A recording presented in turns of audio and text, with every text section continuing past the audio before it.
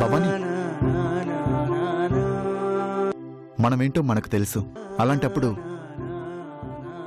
ఒకే bed మీద పడుకున్నా ఎలాంటి తప్పు జరగదనే నా అభిప్రాయం. తల్లి కొడుకులు పొద్దునే మీటింగ్ పెట్టారు. బహుశా నా గురించి అయి ఉంటుంది. మంచి మనసున్న మహాలక్ష్మికి ద్రోహం చేస్తే ఆ పాపం శాపంగా మారి జీవితాంతం మనల్ని వెంటాడుతూనే ఉంటుంది. అత్తయ్యా, అమ్మ మహాలక్ష్మి, ఎంతసేపైందమ్మా నువ్వొచ్చి? ఇప్పుడే అత్తయ్యా.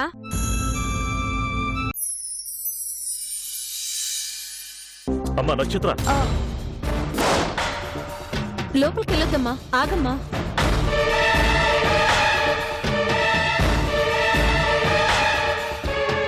Hi aunty. Hi uncle. Hi. Hi. ఎలా ఉన్నావు మా నక్షత్ర? ఇలా వచ్చావేంటమ్మా? చక్రి కోసం వచ్చాను ఆంటీ. బాగా బోరింగ్గా అనిపిస్తే సరదాగా కాసేపు చక్రితో మాట్లాడదామని వచ్చాను. మీరేంటి ఆ రూమ్లోకి వెళ్ళొద్దని ఒకేసారి అలా అరిచారు? కొంపదీసి నేను చూడకూడనిది ఆ రూమ్లో ఏదైనా ఉందా? ఇంతకీ అసలు ఆ రూమ్లో ఉన్నది చక్రీనే కదా?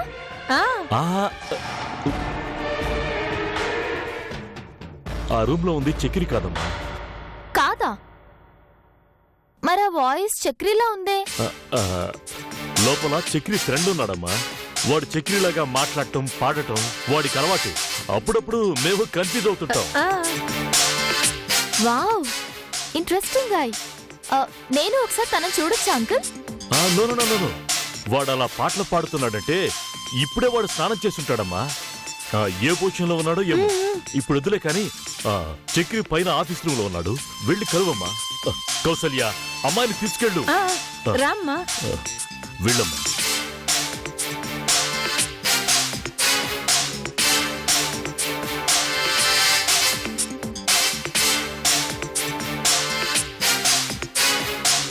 ఐ లవ్ యూ సేలు, ఐ లవ్ యూ. చక్రి, ఏంటి డాడీ అంత గట్టిగా అరిశారు? ఈ వెర్రి చేష్టలేంట్రా? వెర్రి చేష్టలు కాదు డాడీ, నా శైలుకి ఐ లవ్ యూ చెప్తున్నాను అంతే. నీకు తెలిసిందంతే. కానీ ఇప్పుడు నక్షత్ర వచ్చి ఏకంగా నీ రూలోకి అడుగు పెట్టబోతుంటే ఆపి ఏదో మేనేజ్ చేసి పైనున్నావని చెప్పి పైకి పంపించా. అదే రూమ్ లోకి వచ్చి నీ చేతిలో ఉన్న ఈ ఫోటోల్ని, చుట్టూ ఉన్న ఈ ఫోటోల్ని చూస్తుంటే ఈ జన్మకు నువ్వు ప్రేమించిన శైలిష్తో నీకు పెళ్ళవుతుందా? మనం ఏదైనా ఒక పని చేసేటప్పుడు వెనక ముందు అన్ని ఆలోచించి చెయ్యాలి. అర్థమైందా? Sorry dad. నాకు సారీ చెప్పడం కాదు, నక్షత్రకు డౌట్ రాకుండా చూసుకో. సరే డాడ్. రేయ్, ఇప్పుడు చక్రి, రూమ్లో పాట పాడింది నీ ఫ్రెండే అని చెప్పారు. నక్షత్ర అడిగితే అదే చెప్పి మేనేజ్ చెయ్యి. వెళ్ళు.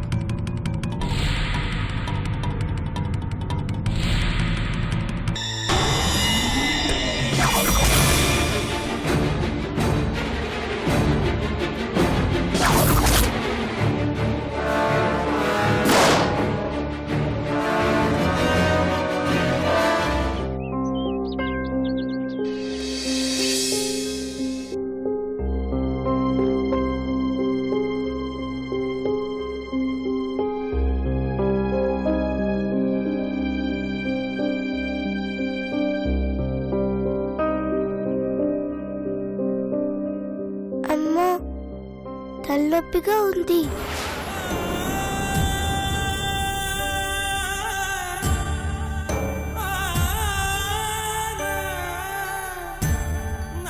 కాలు పెట్టు. కళ్ళు కూడా తిరుగుతున్నట్టున్నాయమ్మా. ముందు కాలిటివ్వు.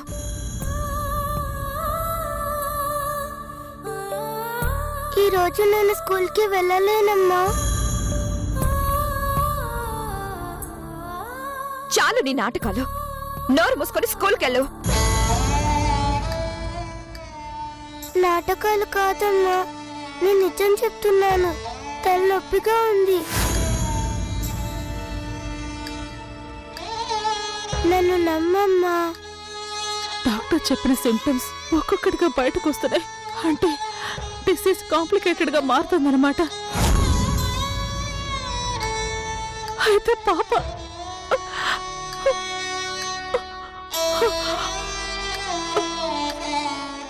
దేవుడా, ఏంటి పరిస్థితి?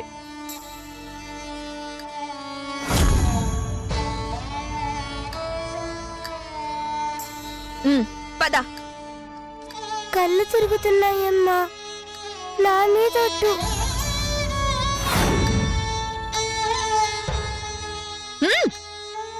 మొన్నటికి మొన్న పాలు తాగాల్సి వస్తుందని గొంతు నొప్పని అబద్ధం వాడి తప్పించుకున్నావు.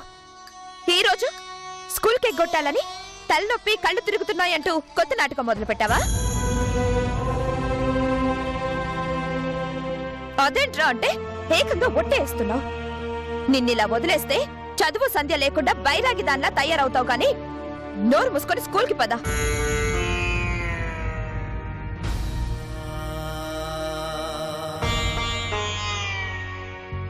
రా. అమ్మా ప్లీజ్ అమ్మా, నేను చెప్పేది నిజమమ్మా, నన్ను నమ్మమ్మా. నేను స్కూల్కి వెళ్ళలేనమ్మా. ఆ మాట ఇంకోసారి మాట్లాడమంటే చంపేస్తా. రా. ఉషా,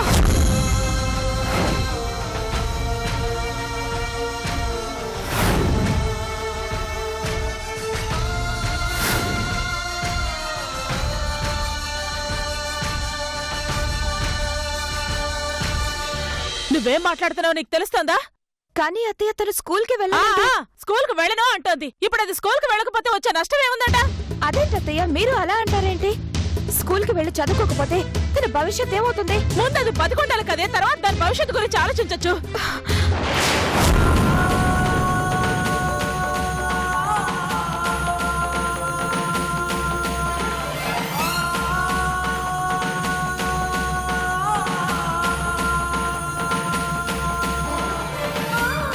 పాప ప్రాణాలతో ఉండకపోవడం ఏంటత్తయ్య?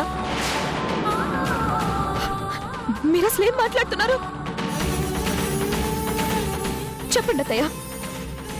మీరు ఆ మాట అన్నారంటే ఏదో ఉండే ఉంటుంది. అదేంటో చెప్పండి. చెప్పండి ప్లీజ్.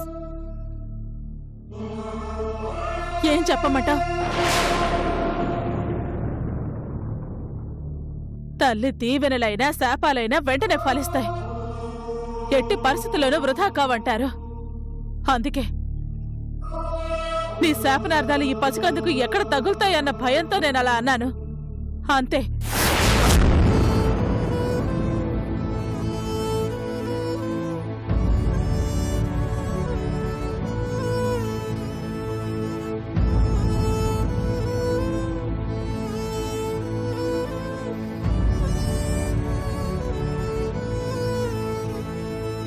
పాప మనకు శాశ్వతంగా దూరం అవుతుంది అని తెలిస్తే నువ్వు తట్టుకోలేవనే ప్రతిసారి నీతో కఠినంగా మాట్లాడాల్సి వస్తోంది. నన్ను క్షమించు ఉషా.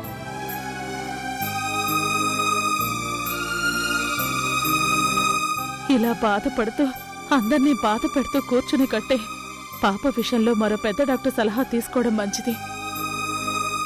ఐఎమ్ సారీ నాన్న. నేను నిన్న అలా అనుండకూడదు. So sorry. నా ఆయుష్ కూడా పోసుకొని నువ్వు నిండు నూరేళ్ళు ఆరోగ్యంగా ఉండాలి.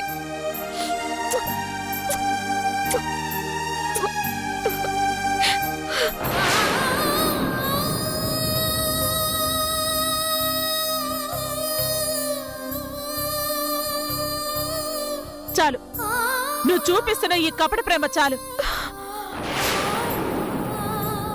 అత్తయ్య, అవునే, అనాల్సినవన్నీ అనేసి చేయాల్సినవన్నీ చేసేసి ఈ పసిదాని ముందెందుకే నటిస్తావు? ఇంతకు ముందు చెప్పాను, ఇప్పుడు చెప్తున్నాను. పాపకు సంబంధించిన ఏ విషయంలోనైనా నువ్వు ఇన్వాల్వ్ అయితే మాత్రం నేను ఊరుకోను.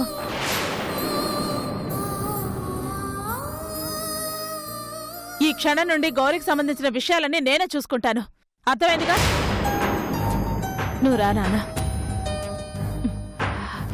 మనం అలా బయటకెళ్ళి హాయిగా తిరగొద్దాం.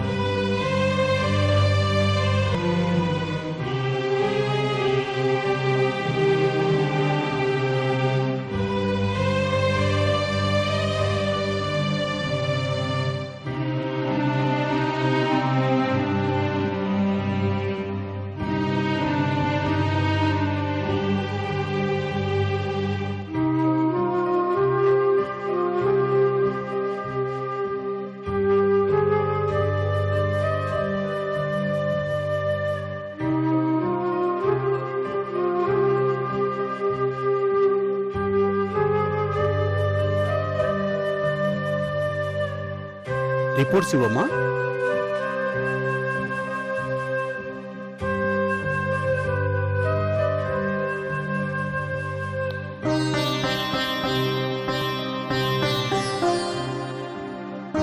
ఎక్స్రే ఇవ్వు.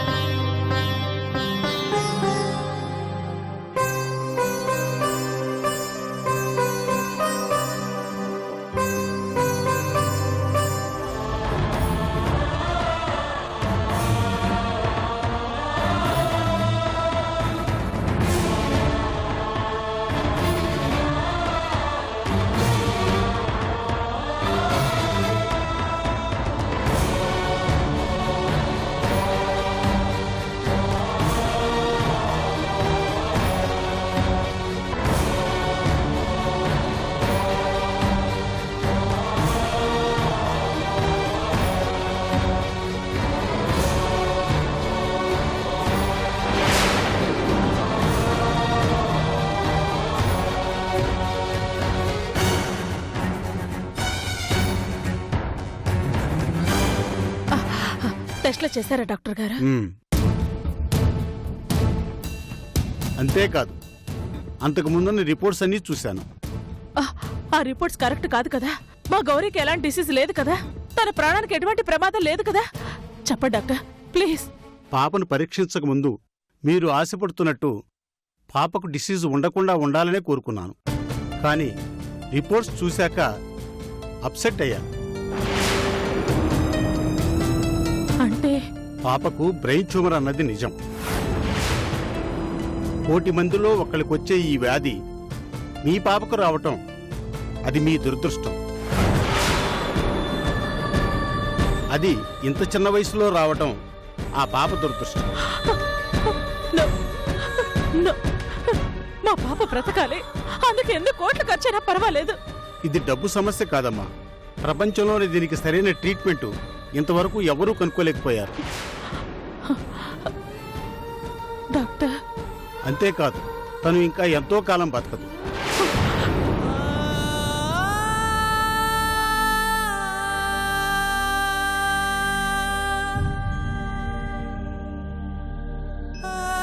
డాక్టర్ గారు, పాప లేకుండా మేం బ్రతకలేమండి. ఏదో ఒకటి చేసి మా పాపని బ్రతికించండి ప్లీజ్. మిమ్మల్ని చూస్తుంటే జాలేస్తుంది. కానీ దేవుడు తనకు అంతే రాసిపెట్టాడని సరిపెట్టుకోవటం తప్ప మనం చేయగలిగింది ఏమీ లేదు.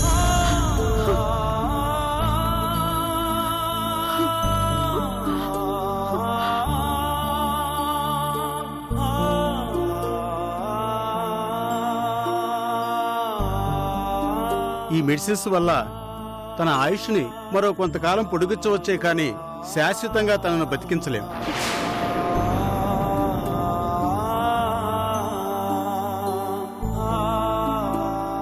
సో నేను చెప్పేది ఏంటంటే, మీరు తనను ఎలాగైనా బతికించుకోవచ్చు అనే ఆలోచన వదిలేసి బతికున్న నాళ్ళు పాపను తనకు నచ్చిన విధంగా బతకనివ్వండి. అదే ఈ స్టేజిలో మీరు తనకు చేసే మేలవుతుంది. అంతే.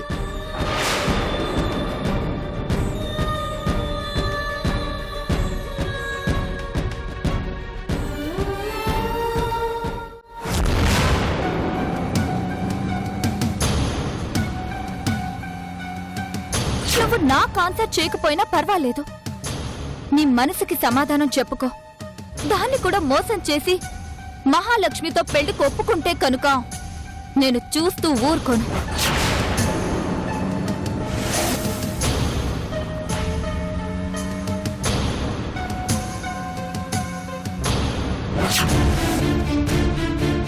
ఫోన్ కట్ చేస్తున్నావంటే నేను చెప్పేది వినడానికి నువ్వు ఇష్టపడ్డం లేదన్నమాట.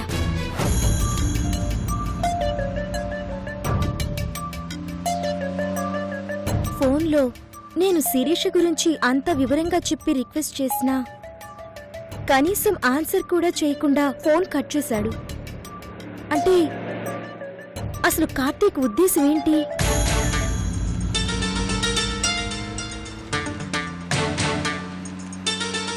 శిరీష ఉందని నమ్ముతున్నట్లా లేదా? ఒకవేళ నేను చెప్పింది నమ్ముంటే నాకు రిప్లై ఇవ్వాలి కదా. అలా జరగలేదంటే అతను ఇంకా నమ్మటం లేదా? ఒకవేళ మహాలక్ష్మిని పెళ్లి చేసుకోవాలన్న ఉద్దేశంతో నమ్మి కూడా నమ్మనట్లు నటిస్తున్నాడా?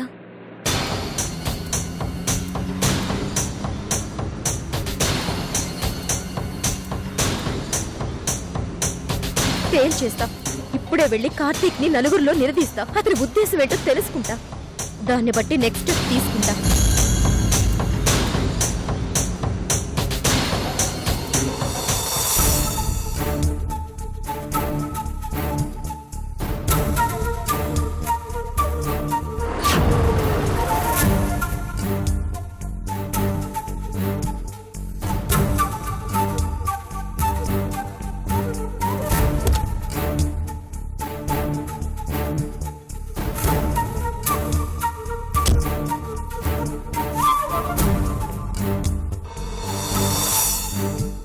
నీ జ్ఞాపకాలు తప్ప నువ్వు కనిపించవా శిరీష?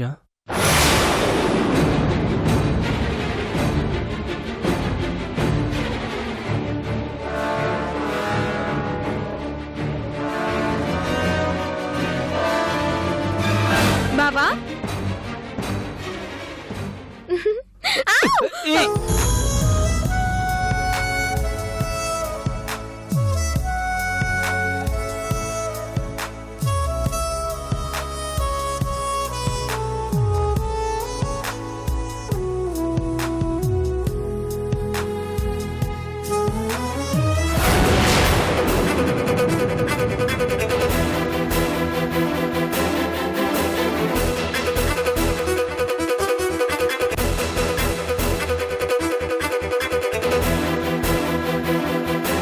అమ్మ నా కోడలా, నువ్వు చెప్పినట్టే చేసావు కదా. క్షణాల్లో నా కొడుకుని నీ చూపుల్లో బంధించేశావు కదే.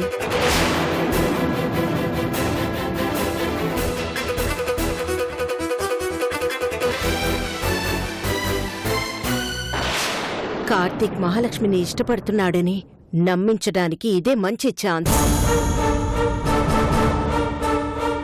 ఏ పద.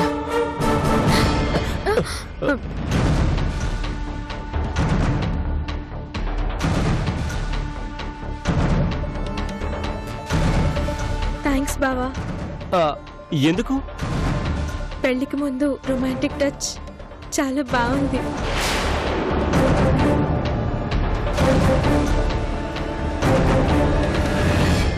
నువ్వు చూడ్డానికి అమాయకుల్లా కనిపిస్తావు కానీ చాలా చిలిపి మహర్షిలా కనిపించే మన్మధుడివి బావా. ఐ లవ్ యూ బావా.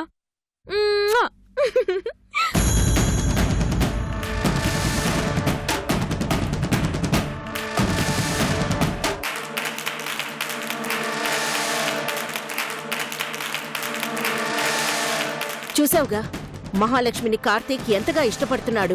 నువ్వే కళ్ళారా చూసావుగా.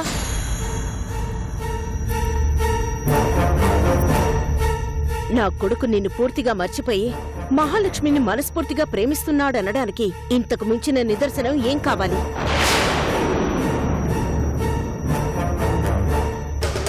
నీతో గడిపిన ఏ ఒక్క క్షణమైనా నా కొడుకు ఇంత సంతోషంగా ఉన్నాడా? ప్రతి క్షణం వాడికి నువ్వు నరకం చూపించావు. కాని మహాలక్ష్మి కార్తీక్కి ప్రేమ రుచి చూపించింది కాబట్టి వాడి లోకాన్ని మర్చి మహాలక్ష్మితో కలిసి హాయిగా ప్రేమలోకంలో విహరిస్తున్నాడు.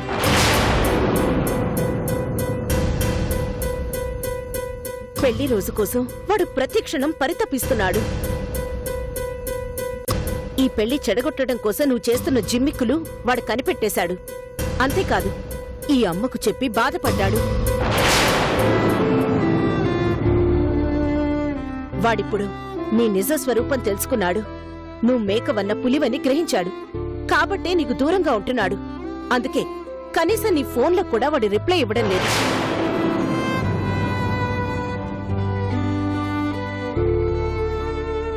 నువ్వు నివురు కప్పిన నిప్పువని తెలియక నిన్ను గుండెల మీద పెట్టుకున్నాడు.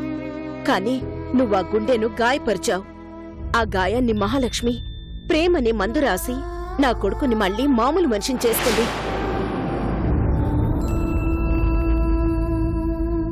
నిప్పుకి నీటికి ఉన్న వ్యత్యాసం ఇప్పుడు కార్తీక్కి తెలిసింది కాబట్టి నా కొడుకు మనసు నిండా మహాలక్ష్మి ఉంది.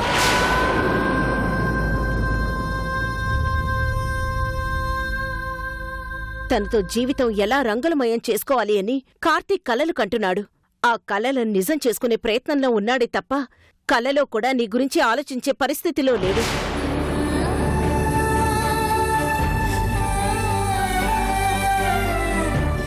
సో వాడు నిన్ను చూసి చీదరించుకోకముందే నీ వ్యర్థ ప్రయత్నం మానుకొని వెంటనే ఇక్కడి నుంచి వెళ్ళిపో.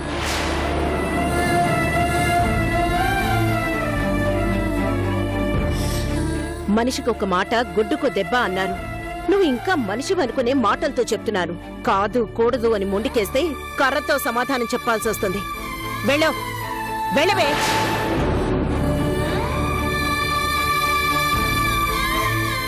వెళ్ళవే.